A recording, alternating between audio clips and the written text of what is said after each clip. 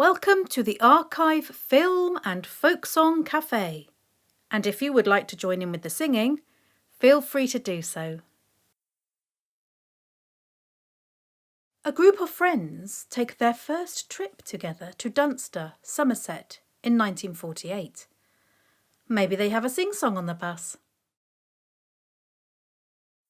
My husband and I lived all alone in a little log hut we call our own.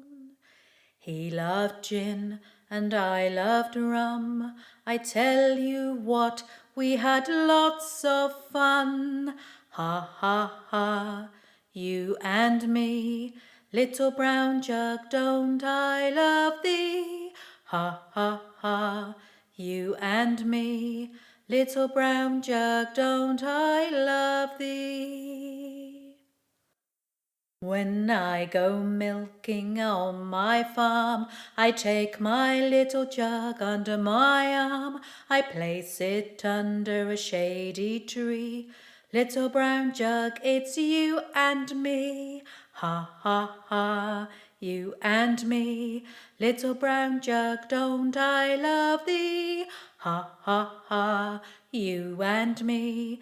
Little brown jug, don't I love thee? To all you folks of Adam's race, we're gathered here all in one place. Then I'd prepare to shed a tear before I'd part with you, my dear. Ha ha ha, you and me. Little brown jug, don't I love thee? Ha ha ha, you and me. Little brown jug, don't I love thee? 'Tis you that makes my friend my foe, 'tis you that makes me wear old clothes.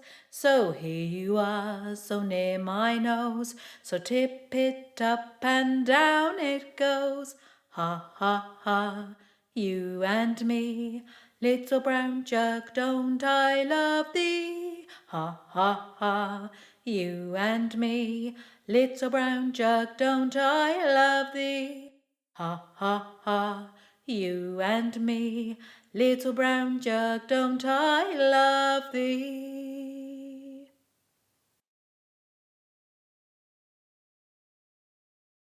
Many hands make light work, as we see with an apple harvest at a farm in North Perrott, Somerset, during 1952. An orchard fair to please, and pleasure for your mind then. You'd have them plant the trees, the goodliest you can find then. In bark they must be clean, and finely grown in root then. Well trained in head I ween, and sturdy in the shoot then. All the jovial days when the apple trees do bear, we'll drink and be merry all the gladsome year. The pretty trees you plant, attention now will need then, that nothing they may want, which to mention I proceed then. You must not grudge offence 'gainst cattle, though it be trouble. They will repay expense in measure more than double. All the jovial days when the apple trees do bear, we'll drink and be merry all the gladsome year. To give a woman great joy, to see her orchard thrive then, a skilful hand employ, to use the pruning knife then, to lop each wayward limb that seemeth to offend then, nor fail or fall to trim unto the tree's life end then. All the jovial days when the apple trees do bear, we'll drink and be merry all the gladsome year. All in the month of May, the trees are clothed in bloom then, as posies bright and gay, both morning, night, and noon then. 'Tis pleasant to the sight, 'tis sweet unto the smell then, and if there be no blight, the fruit will set and swell then. Oh, the jovial days when the apple trees do bear. We'll drink and be merry all the gladsome year. The summer oversped, October drawing on then. The apples gold and red are glowing in the sun then. As the season does advance, your apples for to gather. I bid you catch the chance to pick them in fine weather. Oh, the jovial days when the apple trees do bear. We'll drink and be merry all the gladsome year. When to a pummy ground you squeeze out all the juice then fill a cask well bound and set it by for use then. Oh, bid the cider flow in ploughing and in sowing, the healthiest drink I know in reaping and in mowing. Oh, the jovial days when the apple trees do bear. We'll drink and be merry all the gladsome year. Oh, the jovial days when the apple trees do bear. We'll drink and be merry all the gladsome year. We hear the voice of Len Sims at the beginning of this film. Len appears as a boy learning the skills of pottery at Verwood, Dorset, in 1917.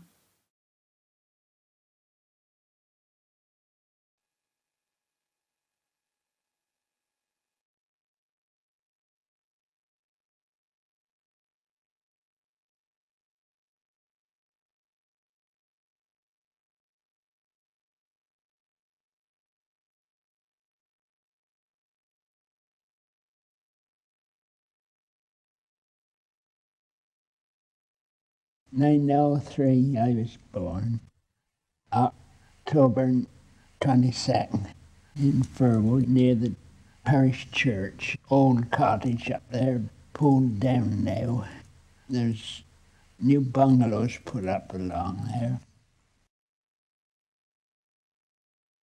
They put the lumps on the floor, sandy floor, 500 or 600 weight I expect. And then tread it out about that thick, yes, and then roll it up several times and do it again. That's the same as a lady with a pastry.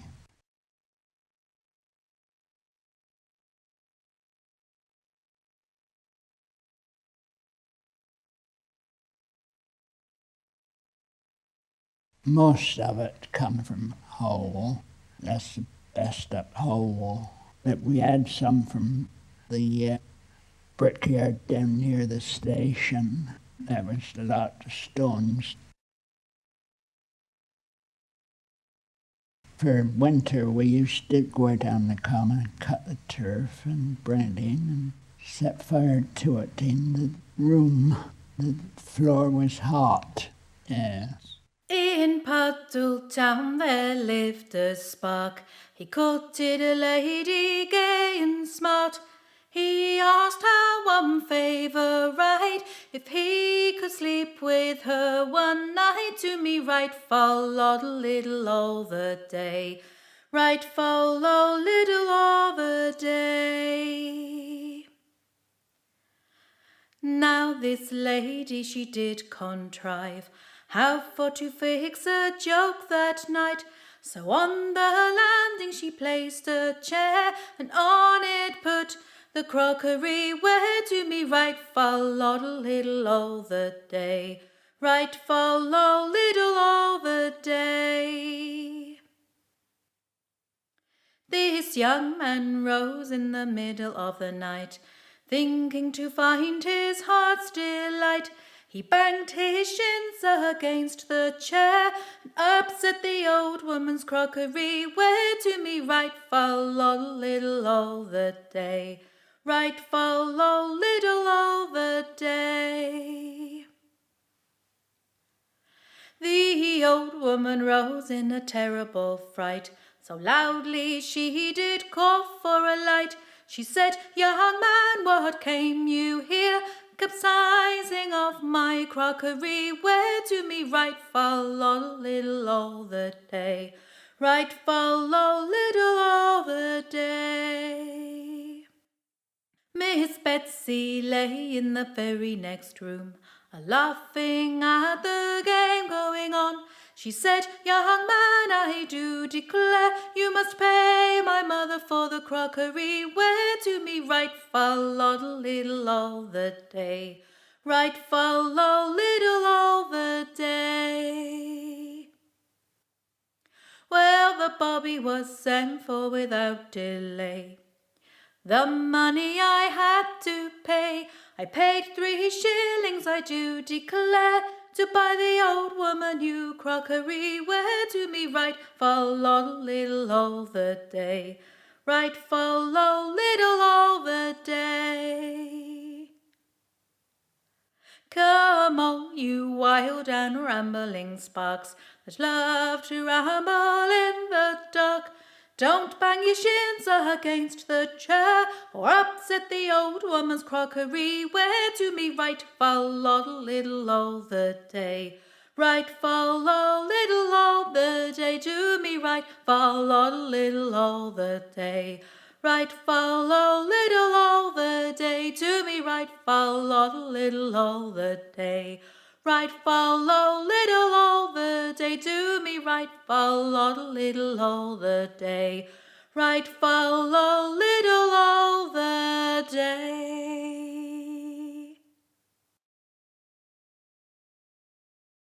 On top of the kiln, there's all pots and that round, different ones. Then we used to put on big shards, then a layer of small ones on top before we burn. Help keep the heating. Smoke could get out. Well, we had to leave it for several days, but before we take it out, if you open them too soon, it would crack. The steam would cut the clay and that, and wouldn't be no good then. If they were too bad, they break them up.